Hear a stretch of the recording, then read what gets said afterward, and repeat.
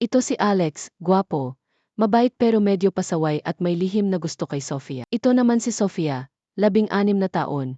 High school palihim din niyang crush si Alex. Sofia, pahiram ng notes mo. Bakit?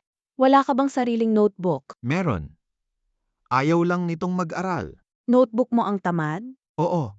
Mana sa may-ari. At least honest ka? Kaya pahiram na. Babayaran kita. Magkano? Isang ngiti ko. Kulang pa pambayad sa isang page. 2 ngiti at isang chocolate. Chocolate muna. Baka peke ang ngiti mo? Masakit. Akala ko pa naman crush mo ako. Saan mo naman nakuha yan? Nakita kong nakasulat ang pangalan ko sa notebook mo. Listahan. Iyon ng mga taong nakakainis sa akin. Bakit may puso sa tabi ng pangalan ko? Hindi puso iyon. Babala iyon. Sofia, baliktad ang notebook mo. Malinaw na nakasulat. Alex is cute. Practice sentence lang iyon sa English. Alex and Sofia, may gusto ba kayong sabihin sa klase? Ma'am, ginagamit lang po ako ni Sofia para matuto ng English. Ma'am, pwede po bang lumipat ng upuan? Pwede. Alex, doon ka sa tabi ni Marco. Huwag na po, ma'am. Bigla pong gumaling ang English ni Sofia. At bigla ring nawala ang chocolate mo? Sofia, huwag. Iyon na lang ang lunch ko. Bayad ito sa emotional damage? Sige, kunin mo. Basta sabay tayong mag-lunch. Fine. Pero hindi ito date? Okay. Practice date lang. Alex, Kayong dalawa, sa principal's office. Ayos. First date natin sa office ng principal. ma'am, pwede po bang ako na lang ang masuspend?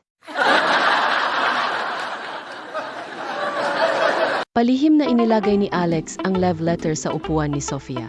Namumula siya at panay ang lingon. Baka mahuli siya bago pa mabasa ni Sofia ang lihim niyang pag-amin. Kailangan niyang aminin na crush niya si Sofia. Secret admirer kuno. Ayan na si Sofia bumalik na sa upuan niya. Ngunit may napansin siya.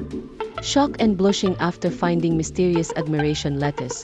With no clue who her secret admirer is, nagtatanong pa si Sofia sa mga kaklase niya kung kanino galing to.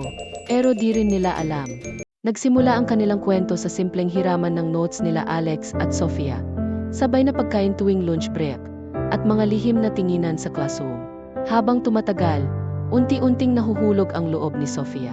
Ngunit bago pa niya maamin ang nararamdaman, nalaman niyang lilipat na naman ng school si Alex dahil sa trabaho ng kanyang ama. Namin ni Alex na siya ang lihim na nagpapadala ng mga love letter. Ngunit kasabay ng pinakaabangang pag-amin ang masakit na balita. Lilipat na siya sa ibang school. Naiwan si Sofia na masaya, nagulat at durog ang puso ng sabay-sabay. Sa nalalabing mga araw, kailangan niyang pumili. Itatago ba niya ang kanyang damdamin? O lalakasan ang loob na ipaglaban ang unang pag-ibig? First love may not last forever, but its memories can.